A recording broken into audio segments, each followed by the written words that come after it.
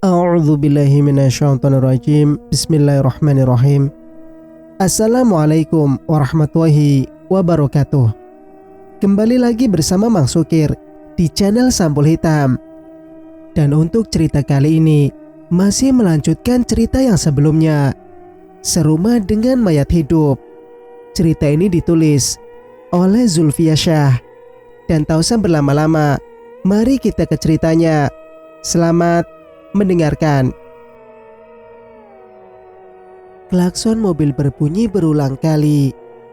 Baru kusadari setelah Mas Ojan membawa mobil lebih dekat ke tempatku berdiri. "Ayo, itu Pak D," tuturku sambil menunjuk kios daging. "Orang-orang sudah pada pulang. Mas gak mau berhadapan dengan hal-hal yang gak diinginkan," jawab Mas Ojan tanpa mendengarkan pengaduanku. Mau tak mau, aku pun masuk ke dalam mobil dengan tatapan kosong. Rasanya aku ingin kembali ke kios tadi untuk memastikan lelaki yang kulihat memang Pak De Rais. Sepanjang jalan sepertinya Mas Ojan mengajakku berbicara, tapi entah apa, aku benar-benar tak bisa meresponnya. "Sudah sampai," ujar Mas Ojan. Baru kusadari mobil sudah berhenti di depan rumah. Rasanya enggan memasuki rumah Pak De ini. Seluruh penghuninya aneh. Tak ada Mas Jasin di depan rumah seperti saat kami berangkat tadi. Memasuki rumah, tak tampak Mbak Lasmi ataupun Ratih. "Kemana mereka?" gumamku. Tanpa panduan, kami berjalan terus ke belakang, ke arah dapur. Sejak kami tiba di sini belum sekalipun menginjakkan kaki ke ruang belakang. Hanya seputar kamar dan ruang tengah, kecuali ke kamar mandi. Itu pun karena letaknya di samping rumah. Untuk ukuran desa, rumah Pak De termasuk bagus meski tak mewah. Lantainya terbuat dari tegel motif. Dinding bagian bawahnya dari tembok. Bagian atasnya dari kayu super. Atapnya tinggi. Jendelanya banyak. Hampir semua pintu terdiri dari 2 daun pintu. Mirip bangunan Belanda. Dapurnya juga lumayan luas. Kayu bakar tersusun rapi di bawah lumbung. Di atas lumbung terisi penuh dengan jagung, ubi dan lain-lain. Kompor gas juga ada, berdekatan dengan perabotan setengah modern lainnya.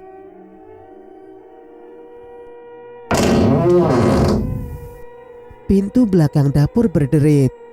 Mas Ojan yang membuka. Tampaklah di belakang dapur Mbak Lasmi, Mas Jasin, dan juga Ratih berkerumun melingkari amben bambu. Entah sebenarnya mereka sadar atau tidak, mereka tak terusik dengan kedatangan kami. Hanya saja ketika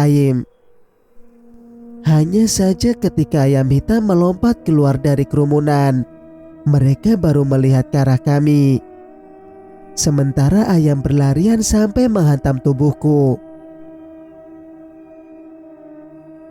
"Kami mencari-cari kalian. Ternyata ada di sini," ujar Mas Ojan sok tenang. Mereka bubar. Mas Jasin masuk ke dapur lebih dulu. Mbak Lasmi mengambil bayi dari amben dan segera menggendongnya. Ratih berjalan kaku di belakangnya. Ayam hitam tadi masih berjalan dan sesekali berusaha melompat disertai kokokan keras sampai menabrak tubuh Mbak Lasmi. Sepertinya ayam ingin berlari tapi tak bisa. "Sini, biar ku gendong," pintaku melihat ayam itu terus bergerak sampai mengenai Mbak Lasmi dan bayinya. Tak kusangka Mbak Lasmi memberikan bayinya. "Kok belepotan gini?" tanyaku melihat bibir bayi itu belepotan cairan merah. "Habis disuapin," jawab Mbak Lasmi singkat. "Kok disuap?" Bukannya bayi hanya boleh minum ASI sampai usia 6 bulan. Sedangkan menurut perkiraanku, bayi itu baru berusia 2 atau 3 bulan. Hanya sedikit, jawabnya. Kuusap mulut bayi itu agar bersih. Untungnya bayi itu tak menangis dan tak pernah ku dengar tangisannya sekalipun. Disuapin apa sih ini? Aku heran melihat lidah bayi itu menjilat-jilat sampai ke samping, seperti sangat kekurangan menikmati makanan lezat. Hanya itu jawaban Mbak Lasmi. Tak ingin banyak bertanya, aku pun diam sambil kembali mengusap sisa makanan di bibir bayi yang mulai mengering. Lama-kelamaan aku tersadar, sepertinya ini darah. Ya, ada bau amis yang baru tercium. Sementara kulirik Mas Ojan sibuk menggosok-gosok ujung kaosnya. Kenapa? Tanyaku lewat gerakan bibir, tanpa suara. Ayam tadi, sahut Mas Ojan. Kuperhatikan di ujung kaosnya seperti cipratan darah. Sepertinya berasal dari ayam yang sempat melompat menabrak tubuh Mas Ojan. Jangan-jangan bayi ini diberikan makanan darah ayam. Kalau begitu, apa yang sedang kugendong saat ini? Ngeri dengan bayanganku sendiri. Tanganku gemetar dan segera menyerahkan kembali bayi tersebut pada Ratih. Karena posisinya lebih dekat denganku. Ratih hanya diam tak menerima. Tubuhnya berdiri kaku sambil menatap tajam. Lekas aku melangkah sedikit untuk menyerahkan pada Mbak Lasmi. Ia menerima. Dua tangannya terulur. Sayangnya, bayi itu terjatuh sebelum sampai di tangan ibunya. Bagaimana tidak terkejut? Kulihat di tangan Mbak Lasmi ada pisau kecil yang berdarah. Kukira tangis bayi akan pecah seketika itu juga. Rupanya ia tetap diam sambil tetap menjilat-jilat. Maaf, aku gak sengaja, ujarku panik. Untungnya Mbak Lasmi tidak marah, tapi tatapannya menunjukkan kemarahan. Ia mengangkat bayinya, lalu pergi. Banyak kata yang ingin ku keluarkan bersama Mas Ojan, namun kami hanya bisa duduk diam di ruang tengah. Ingin kutanyakan pada Mas Jasin, kemana jenazah Pak D? Kalau memang benar dikubur, di mana letak kuburannya? Tapi bertanya bukanlah ide baik. Kalau mereka mendengar, bisa-bisa akan kembali menyalahkanku dengan Mas Ojan. Sementara ini, aku bersyukur tak ada yang menyinggung perihal jenazah Pak D. Kalian cari jenazah Bapak ya? Tiba-tiba Mas Jasin memasuki ruang tengah. Bukan seperti bertanya, melainkan menuduh. Dia seperti bisa mendengar bisikan hati seseorang. Sebelum ku jawab iya, Mas Ojan berkedip, isyarat agar aku diam. Kami mencari bakso ke pasar, tapi gak ada, jawab Mas Ojan. Mas Jasin tertawa. Sudah kubilang kan. Apa kalian bertemu penjual daging? Jantungku seperti berhenti berdetak. Dia bertanya atau bagaimana? Beruntung, sebelum kami menjawab, terdengar bunyi sendok beradu dengan mangkuk. Suara itu semakin dekat ke arah kami. Nah, ini Rati mau makan bakso. Sudah ku bilang, Lasmi memasak bakso. Buat apa cari ke pasar? Pembicaraan Mas Jasin beralih pada Rati yang membawa semangkuk bakso. Tanpa memperdulikan sekitar, Rati duduk di kursi menikmati baksonya. Sepertinya memang baru matang. Asap masih mengepul dari dalam mangkuk. Aromanya menyeruak ke seluruh ruangan. Apalagi saat diaduk, warna kemerahannya semakin menggoda. Pengen, padaku Mas Jasin langsung menebak. Sebelum dijawab, Mas Jasin bertanya pada Ratih, "Apa ada jatah untuk kami?" "Ada." Jawaban berasal dari Mbak Lasmi. Suaranya singkat dan berat. Ia datang membawa nampan berisi 3 mangkuk bakso. 3 mangkuk diturunkan di atas meja. Tak ketinggalan 2 mangkuk kecil berisi saus dan kecap. "Ayo dimakan," ajak Mas Jasin padaku dan Mas Ojan. "Mbak Lasmi?" tanyaku melihat mangkuk yang disuguhkan hanya 3. "Dia ndak makan, jadi ndak akan makan."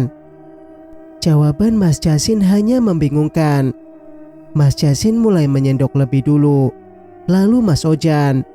Aku mulai mengaduk isinya. Selain bihun, sayurannya cukup banyak. Aku berniat menyantap sayurannya lebih dulu agar isi bakso tak terlalu sesak. Ketika dikunyah, rasa sayurnya itu bukan seperti sawi, bukan daun bawang, bukan daun seledri. Serat daunnya sangat terasa, namun tetap kutelan.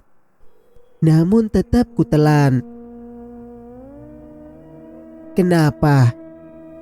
Sayurnya enak tuh. Itu daun bidara.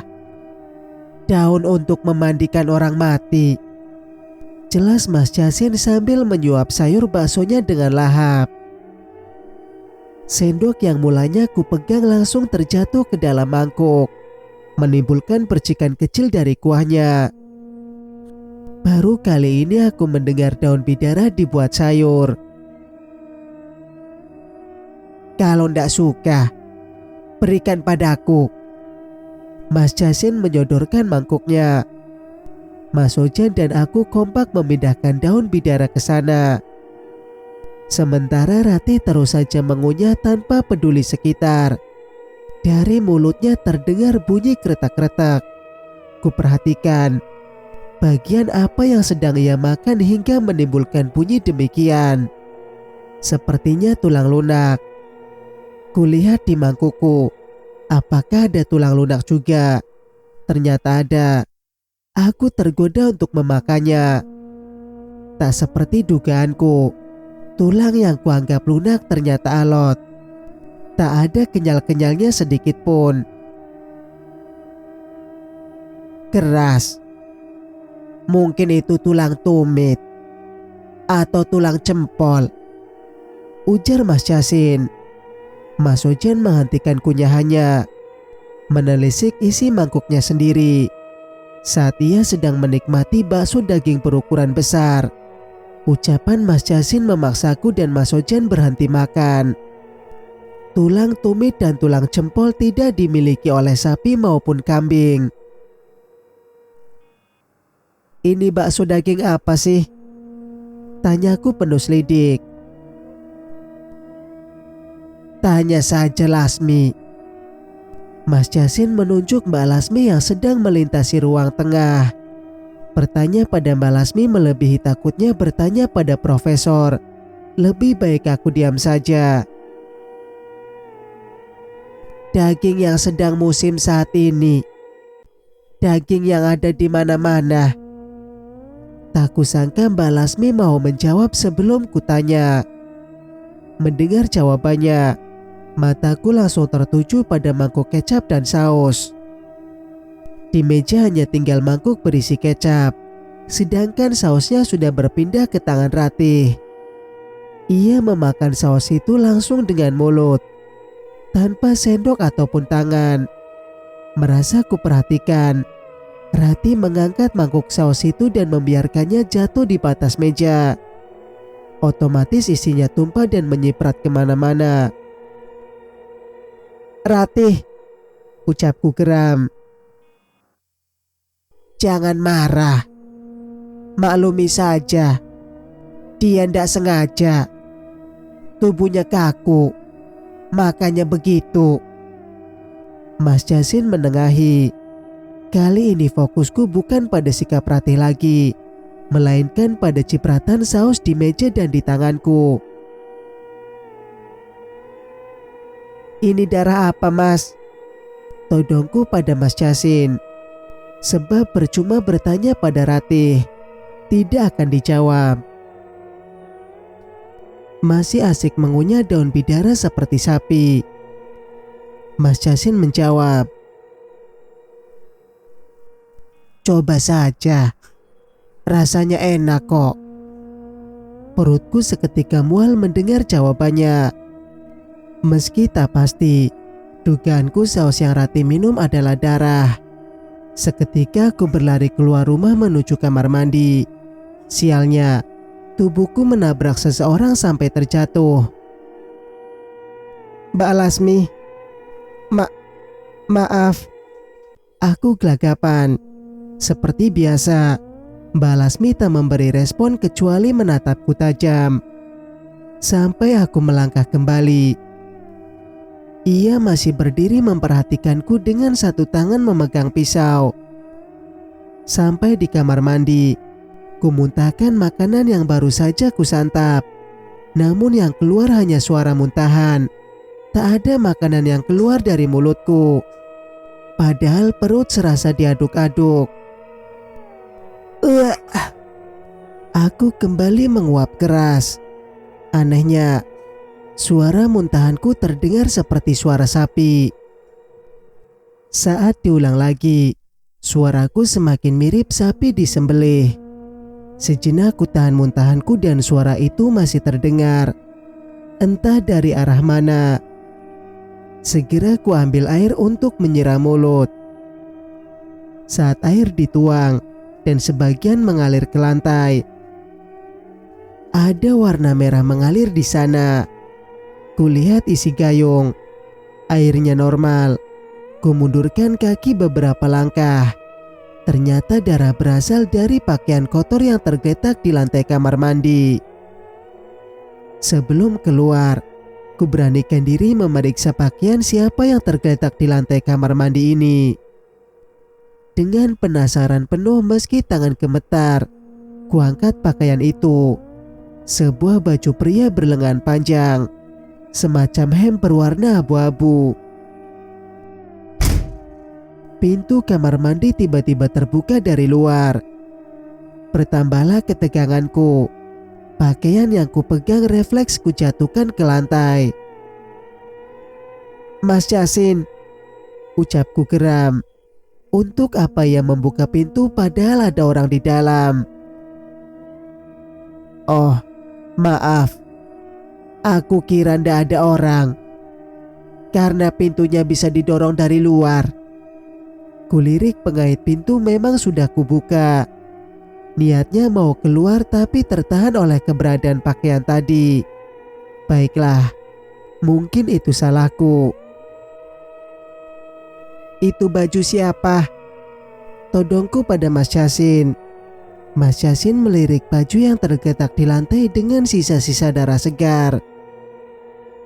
Mas Yasin melirik baju yang tergeletak di lantai dengan sisa-sisa darah segar. "Itu baju Bapak." Aku tak percaya begitu saja. Pak D sudah meninggal. Tak mungkin ada darah segar yang masih menempel di sana. "Kenapa berdarah?" cecarku. "Mungkin habis menyembelih." "Kapan?" "Tadi mungkin." Mas Yasin menjawab enteng. "Jangan bercanda. Pak D sudah meninggal," serigahku. "Berikan baju itu padaku." Tiba-tiba Mbak Lasmi sudah berada di antara kami. Karena aku hanya diam, Mbak Lasmi akhirnya mengambil baju itu dengan cara menyeret keluar kamar mandi. Diciumnya bau itu penuh gairah seperti mencium parfum termahal. Tak cukup dicium, lama-lama ia juga menghisapnya. Baju itu seakan mengandung candu. Jijik dengan perilakunya, aku pun segera kembali ke dalam. Sampai di dalam, Kulihat hanya tinggal Mas Ojan sendirian. "Ratih mana?" tanyaku setengah berbisik. "Ke belakang kayaknya." "Mas makan baksonya. Kemana mangkuk-mangkuk tadi?" Masih dengan suara pelan aku bertanya. Ratih mengangkat semua ke belakang. Penasaran, aku mengendap-endap ke arah dapur mencari keberadaan Ratih. Di sana tampak Ratih tengah melahap 2 mangkuk baksoku dan punya Mas Ojan sambil berdiri. Digigitnya tulang-tulang alot seperti makan kerupuk. Kuahnya ia tumpahkan begitu saja ke dalam mulutnya. Setelah itu, ia mendelik ke arahku. Entah hanya perasaanku saja, Ratih seperti melihat keberadaanku. Padahal aku hanya mengintip dari balik pintu. Sebelum ia benar-benar memergokiku, aku berlari cepat ke arah Mas Ojan. "Ratih, Mas," aduku pelan. Sepertinya dia bisa melihat keberadaanku. Padahal aku mengintip dari balik pintu. Orang normal gak mungkin mencium keberadaan orang dari jarak jauh. Mas Ojan tahu kemana arah pembicaraanku, tapi ia memilih diam. Hanya saja, kemudian menyahut pelan. "Kalau begitu, jangan bicara apapun di sini." Lalu bagaimana? Sampai kapan aku harus menyimpan tanpa bicara seakan-akan semua berjalan normal? "Mas, tadi di kamar mandi." "Shh," serga Mas Ojan. Aku tahu ia berhati-hati. Ia takut dan khawatir. Aku lebih takut, lebih khawatir, lebih semuanya. Tapi kalau menyampaikan pendapat saja tidak bisa, hidup kami akan berakhir secepatnya. Kesal dengan caranya, aku memilih meninggalkan Mas Ojan ke kamar. Kali ini ke kamar yang disediakan untukku, bukan ke kamar Pak D. Biar Mas Ojan tahu betapa kecewanya aku padanya. Di dalam kamar aku hanya bisa mematung. Tak ada yang bisa kulakukan. Ponsel sudah berhenti beroperasi sejak awal tiba di desa ini. Aku hanya melihat-lihat figura berisi foto-foto. Di antara semua figura, foto Bude Arumlah yang paling mendominasi. Mulai dari foto masa mudanya, foto pernikahannya, sampai foto terbarunya. Foto terakhir itu, aku ingat kapan dibuat. Saat itu Bude memakai kebaya merah di pernikahan Mbak Lasmi dan Mas Jasin. Rambutnya disanggul dan disasak. Tampak sekali rona bahagia di wajahnya. Bude memang sangat cantik. Lebih cantik daripada anak-anaknya. Mungkin karena itu, saat kematian Bude, Pak Dila yang paling merasa terpukul, kehilangan dan tak terima. Saat ku perhatikan, memang foto Bude dari masa mudanya sampai foto terakhir sebelum meninggal wajahnya sama. Tidak ada perubahan, tetap cantik, tetap muda. Aku baru sadar sekarang, kok bisa? Jam dinding berdebu menunjukkan angka 2. Di tengah hari itu aku terlelap. Bude masuk ke dalam lelapku.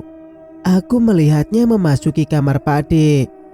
Ia dibaringkan di atas dipan dengan rambut terurai. Tubuhnya hanya ditutupi kemben. Pak D menaburkan bunga-bunga. Awalnya kukira itu romantis. Namun kemudian Pak D mengangkat tungku sesajen sambil membaca mantra. Setelah itu, darah segar diciprat-cipratkan ke seluruh tubuh Bude, terutama di bagian wajah. "Cantikmu akan abadi. Kamu akan muda selamanya," ucap Pak D. Lalu aroma darah bercampur dengan aroma dupa. Aroma itu menyeruak dari kamar Pak D sampai menembus keluar. Sementara asap sesajen mengepul hebat sampai menutupi kamar Pak D seperti kabut. Itu sangat mengerikan. Aku khawatir yang berada di dalam akan meninggal. "Pak D!" teriakku. "Pak D Rais!" Tiba-tiba aku terbangun oleh teriakanku sendiri. Tubuhku banjir keringat. Tenggorokanku kering. Sepatah kata pun tak bisa keluar. "Pak, Pak, Pak." Lidahku keluh. Orang yang aku teriaki melintas di depan kamar, memakai baju yang sama seperti terakhir kulihat saat jenazahnya dilangkahi kucing hitam. Setelah tubuhku bisa bergerak, aku segera keluar kamar untuk mengejar Pak D. Sosok melintas begitu cepat. Aku hampir kehilangan jejak. Aku melintas ke belakang, ke arah dapur, lalu keluar lewat pintu belakang. Sampai di sana sosok hilang. Namun, bisa kupastikan Pak D masih di sana. Sebab, tak ada jalan lain selain kembali ke dalam atau lewat samping rumah. Tiba-tiba, tali timba di sumur bergerak kencang. Seperti baru saja ada yang menyebur ke dalam. Saat ku kejar dan melihat ke dalam sumur, airnya memang bergerak-gerak. "Pak D!" panggilku. Air sumur masih bergerak. Perhatianku terbelah antara melihat ke dalam sumur atau ke arah rimbunan daun bidara dan daun sirih tak jauh dari posisi sumur. Pohon-pohon berdaun lebat menjadi pagar bagian belakang rumah ini. Satu rumpun bidara bergerak seperti baru saja ada yang lewat. Kutinggalkan sumur dan berjalan menuju rimbunan pohon. Ragu-ragu, kusibak pohon sirih berdaun lebat tersebut. Betapa terkejutnya. Yang tampak di sana adalah Mbak Lasmi. Sepertinya ia habis bercakap-cakap dengan seseorang. Namun terhenti ketika menyadari ada yang memperhatikannya. Mbak Lasmi membalikkan badan dan masuk ke arah belakang dapur dengan cara menyibak rimbunnya dedaunan. Sebab memang tak ada jalan untuk keluar masuk pagar belakang. Dan seperti biasa, di tangannya ada pisau. "Mbak Lasmi," panggilku saat dia lewat di dekat sumur tanpa menyapaku. "Mbak bicara dengan siapa?" "Orang." "Kenapa bawa pisau?" Sebenarnya aku tak ingin menanyakan hal itu. Entah kenapa pertanyaan itu keluar begitu saja. "Buat metik daun bidara dan daun sirih." Memetik kenapa harus pakai pisau? Kali ini kutahan untuk tidak bertanya. "Untuk apa daun bidara?" "Mandikan jenazah." Untungnya Mbak Lasmi mau menjawab meski kaku. Kukira untuk sayuran bakso. Tapi mendengar kata jenazah bulu kuduku langsung merinding. "Daun sirihnya," kejarku. "Membersihkan kuku jenazah." "Pisaunya?" Ya Tuhan, aku ingin menelan kembali pertanyaan itu. Aku tak tahu apa yang akan terjadi jika Mbak Lasmi marah. Ketakutanku benar-benar terjadi. Mbak Lasmi mengangkat pisaunya sambil menatap tajam ke arahku. Sedikit demi sedikit aku mundur dan merapat ke arah sumur. Ancang-ancangku, jika pisau itu dilempar ke arahku, aku bisa berlindung di balik perigi sumur. Perhatian kami beralih ke arah sumur. Sama seperti tadi, bunyinya seperti ada yang tercebur. "Pak D!" panggilku sambil melongokkan kepala ke dalam lubang sumur. Pisau di tangan Mbak Lasmi terjatuh. Entah terkejut karena aku memanggil Pak D, Atau terkejut karena disangka memang Pak Dela yang ada di dalam sumur.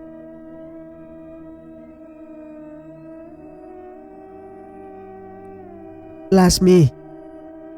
Seketika aku merasa lega melihat kedatangan Mas Ojan. Mbak Lasmi hanya melihat tanpa menyahut. Aku cari Mas Yasin. Pengen tanya-tanya, ungkapnya. Lututku kembali gemetar.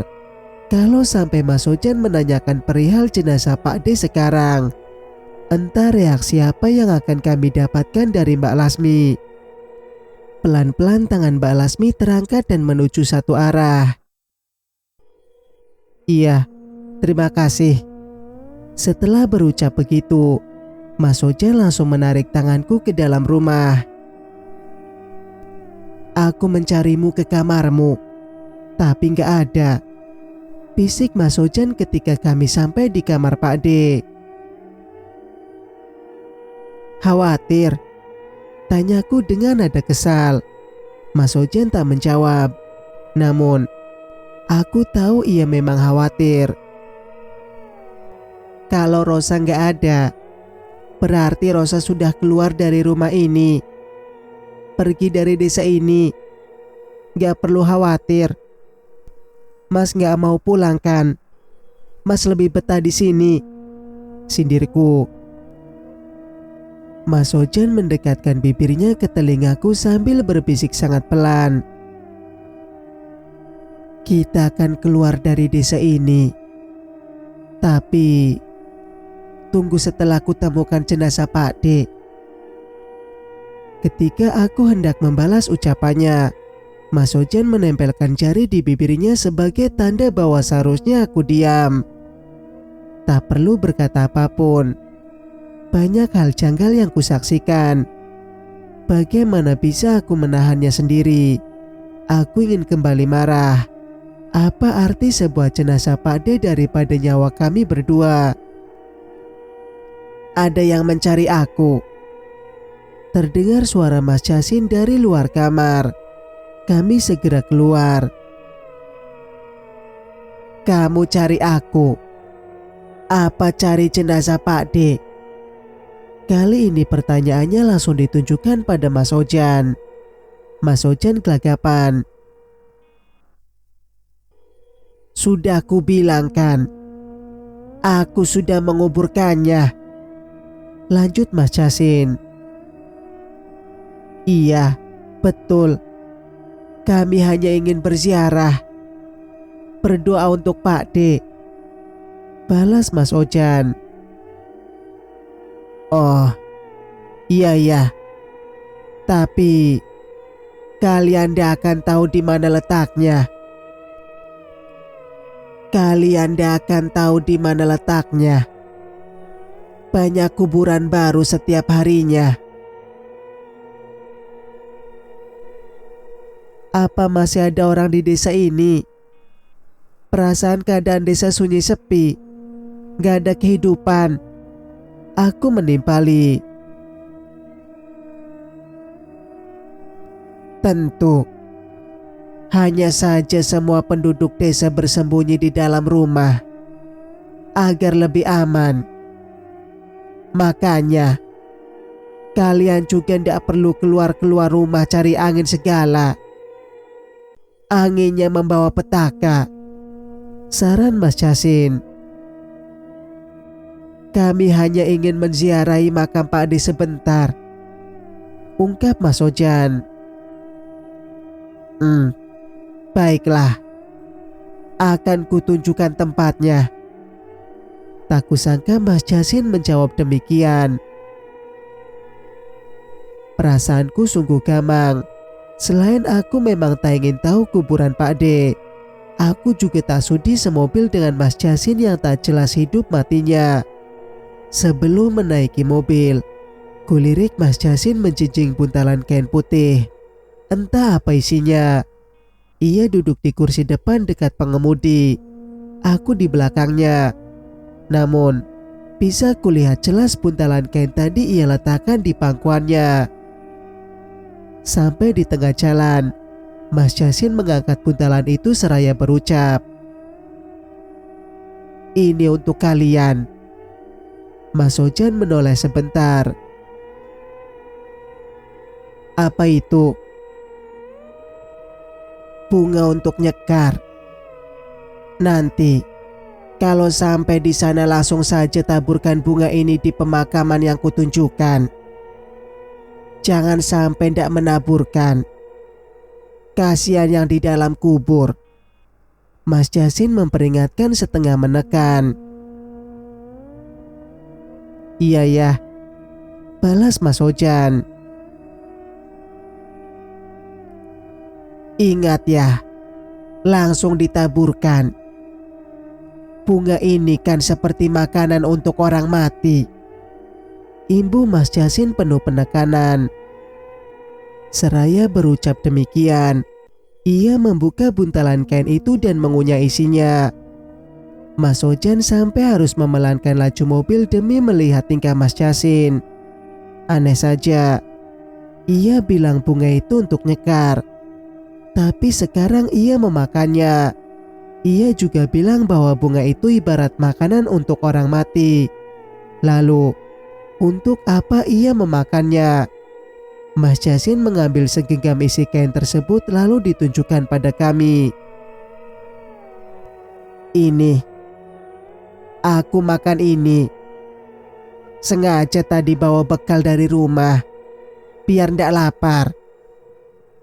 Segenggam isi kain itu berupa cabai. Mas Yasin mengunyahnya seperti mengunyah kacang. Selain cabai, beberapa bunga dan irisan pandan juga ikut termakan. Aku ingin lebih lama melihat ekspresi Mas Yasin saat mengunyah. Ia tampak sangat menikmati. Sayang, kami sudah sampai di area pemakaman. Turun dari mobil, Mas Yasin berjalan lebih dulu. Aku dan Mas Ojan mengekor di belakangnya. Benar, banyak kuburan baru yang masih basah. Betapa tak terhitung orang meninggal secara bersamaan di masa pandemi ini. Kami berjalan melewati banyak kuburan. Lumayan jauh juga letak kuburan Pak D kalau dari pintu masuk pemakaman.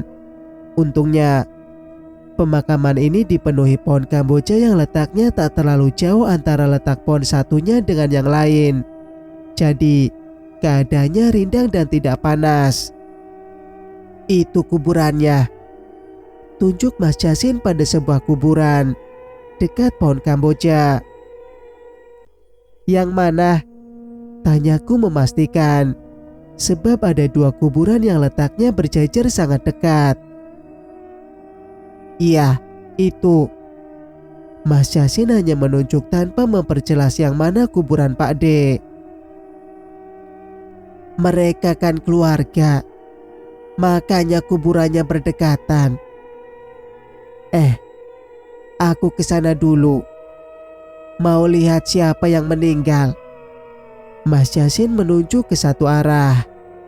Sedikit jauh dari tempat kami, terlihat segelintir orang seperti sedang menguburkan jenazah. Mas Yasin terburu-buru ke sana setelah menyerahkan buntalan kain tadi. Tinggallah aku dan Mas Ojan berjalan menuju kuburan Pak D. Mungkin kuburan yang satunya adalah kuburan Bude. Mereka itu keluarga, seperti kata Mas Yasin. Makanya kuburannya berdekatan. "Ini bunganya." Sebelum duduk di dekat pusara, Mas Ojan lebih dulu membuka buntalan kain berisi bunga. Mas Ojan lihat itu," pekiku. Lidahku tak sanggup lagi berkata. Hanya tanganku menunjuk-nunjuk dua pusara yang tadi Mas Yasin tunjukkan tadi. Mas Ojan sampai membungkuk demi membaca lebih jelas nama yang tertulis di kayu nisan. Fauzan Radit, Rosa Radisti. Yang tertera di nisan kayu itu nama Mas Ojan. Di pusara sebelahnya adalah namaku. Di sana juga tertera tanggal, bulan dan tahun kematian. Kalau dihitung dari hari ini, kematian Hari kematian itu 1 minggu lagi. Tangan Mas Ojan terlanjur menggenggam bunga siap ditaburkan, namun berhenti di udara.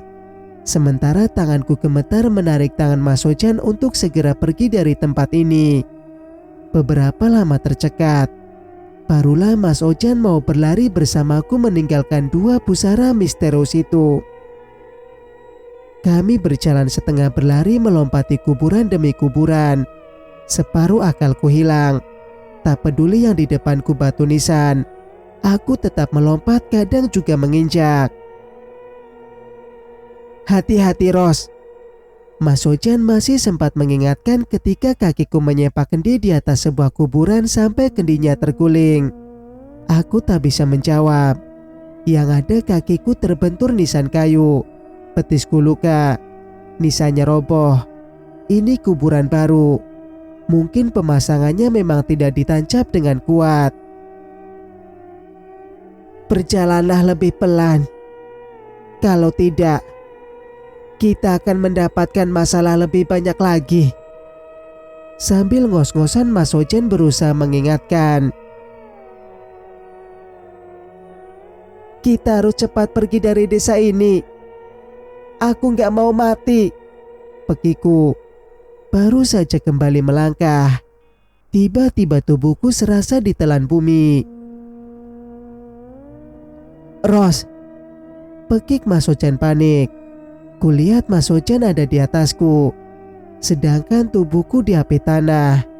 Aku terpelosok masuk ke dalam lubang persegi panjang. Sepertinya ini lubang kuburan yang baru saja digali. Dan baru kusadari ada mayat tergeletak di dekat kakiku. Ah! Refleks aku berteriak melihat kafan di bagian wajahnya terbuka. Masih lengkap dengan kapas menutupi hidungnya. Mas Ojan dengan susah payah menarikku hingga berhasil naik ke atas. Orang-orang di desa ini menguburkan jenazah dengan ketakutan. Ada yang hanya diletakkan begitu saja di area pemakaman. Ada yang dikubur tanpa batu nisan. Ada yang dimasukkan liang lahat tanpa ditutup tanah. Seperti yang kusaksikan kali ini. Rasa takut membuatku tak jera berjalan setengah berlari seperti tadi. Yang ada di pikiranku, bagaimana caranya agar bisa keluar dari area pemakaman, masuk mobil, lalu pergi sejauh-jauhnya. Entah karena panik, sepertinya perjalanan kami sangat panjang tak berujung. Rasanya sudah berjalan sangat jauh, namun tak juga sampai ke pintu luar. Sepertinya kita salah jalan. Gumam Mas Ojan merasakan kami hanya berputar-putar di dalam pemakaman. Salah apanya? Ini jalan yang kita lewati tadi bersama Mas Jasin. Aku ingat betul pohon itu. Lalu kuburan yang itu. Tadi kita juga sudah melewati tempat keranda mayat. Harusnya kita sudah ketemu pintu keluar. Tempat keranda itu kan dekat dengan pintu pemakaman, jelasku. Kita coba lewat ke sana. Mas Ojan menunjuk sebuah arah. Itu bukannya ke arah orang-orang yang sedang mengubur jenazah tadi. Aku takut Mas Jasin ada di sana, ujarku. Mas Ojan tanpa berpikir, namun buntu. Terus, kita harus jalan ke sana. Tadi sudah, ke sana juga sudah. Ini sudah sangat sore. Sebentar lagi matahari terbenam. Keadaan pasti gelap. Kita nggak bawa penerangan. Setengah pasrah, kami melangkah lagi mencari jalan keluar. Hingga akhirnya kami bertemu tempat keranda mayat. Tak jauh dari itu, tampak juga pintu pemakaman. Syukurlah, aku sedikit bisa bernapas. Aku sampai berlari lebih cepat demi segera bisa masuk ke dalam mobil. Sampai di dalam mobil, ku benamkan wajah pada kedua telapak tangan. ingin menangis, ingin berteriak. Semua campur aduk. Kenapa kami bisa ada dalam situasi seperti ini? Sangat disayangkan, kita belum menemukan jenazah ataupun kuburan Pak D. Mendengar ucapan Mas Ojan, dadaku semakin bergemuruh. Maksudnya apa? Kita masih perlu mencari Pak D. Setelah ketemu, apa yang akan kita dapatkan? Nyawa kita? Atau hutang-hutang kita akan lunas? Ros, serga Mas Ojan. Tenanglah, kita pasti keluar dari desa ini. Kapan? Mas Ojan diam. Kapan? Desaku kesal. Setelah diam beberapa saat, Mas Ojan menjawab, bagaimanapun juga, Pak D itu saudara papa kita. Seperti halnya aku dan kamu, saling membutuhkan, saling mengasihi. Sebelum papa meninggal, aku dengar percakapan papa dengan Pak D lewat telepon. Saat papa mengungkapkan kebingungannya dikejar-kejar hutang, Pak D berjanji akan menolongnya, menjual sawah-sawahnya. Padahal mereka sebelumnya gak dekat. Pak D itu baik. Meski bantuan Pak D belum terlaksana, kita harus berterima kasih padanya. Panjang lebar Mas Ojan menjelaskan. Aku sedikit terenyuh. Kasihan juga kalau Pak D meninggal dan jenazahnya belum ditemukan. Apalagi di akhir hidupnya ia melakukan praktik-praktik perdukunan yang melanggar agama. Mas Ojan ingin memakamkannya secara layak dan mendoakannya secara layak, agar kehidupannya di alam barzah jadi tenang. Mas, ingat tulisan di atas nisan tadi. 1 minggu dari sekarang. Suaraku tercekat. Sungguh tak bisa kubayangkan kalau sampai hal itu terjadi. Mas Ojan juga tampak pias saat ku sebut hal itu. Itu gak akan terjadi kalau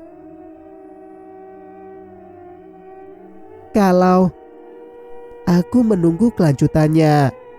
Mas Ojan segera menstarter mobil sebelum menjawab. Kita akan kemana? Kembali ke rumah Pak D, tanyaku. Tak ada jawaban. Sepertinya Mas Ojan memang tidak mempunyai jawaban. Bingung antara keluar desa atau tetap di sini. Rosa lebih memilih menggelandang di jalanan daripada harus kembali ke rumah Pak D, tekanku. Sambil terus melajukan mobil, Mas Ojan kemudian menjawab, iya, ayo kita coba. Tapi aku gak yakin. Apanya yang tidak yakin? Tinggal keluar saja dari desa mayat ini, selesai urusan. Namun aku lega ternyata Mas Ojan melajukan mobilnya lewat jalan yang berlawanan dengan arah rumah Pak D. Senja merah masih tampak di langit, tapi keadaan desa mulai gelap. Saat baru saja merasakan kegelapan karena sebentar lagi kami akan keluar dari desa, tiba-tiba kami dikejutkan dengan sosok orang yang berdiri di tengah jalan. Entah kapan datangnya, rasanya tiba-tiba saja sosok itu berdiri di sana. Semakin dekat sosok tersebut, Mas Ojan terpaksa memelankan laju mobil. Lalu tampak jelaslah sosok lelaki berkemeja putih garis-garis itu. Mas Jasin, desis Mas Ojan. Kita lewati saja, putusku yakin. Mas Ojan menurut. Mobil dilajukan lewat samping kiri. Sayangnya Mas Jasin lebih dulu bergeser ke arah kiri. Lalu mobil berbelok sedikit ke arah kanan. Mas Yasin bergerak cepat ke arah kanan hingga menimbulkan bunyi cit dari ban mobil. "Lewati," bisikku. Mas Ojan menoleh ke arahku. Saat kembali melihat kemudi, sosok Mas Yasin sudah tak tampak. Tak membuang-buang waktu, Mas Ojan melajukan mobil dengan kecepatan penuh. Baru saja melajukan mobil, kurasakan ada yang mengganjal di bawah ban. Tubuhku sampai terpental saking mendadaknya Mas Ojan mengerem. Kami tahu, mobil baru saja menabrak sesuatu. Dari ganjalan yang sangat terasa, bukan kucing yang kami tabrak, melainkan sesuatu yang lebih besar. "Jangan-jangan Mas Yasin," gumamku ketakutan. Mas Ojan menempelkan wajah ke jendela mobil seperti penasaran ingin tahu, ingin turun. "Jangan," aku menggeleng. Meski tak tenang, mobil kembali dilajukan.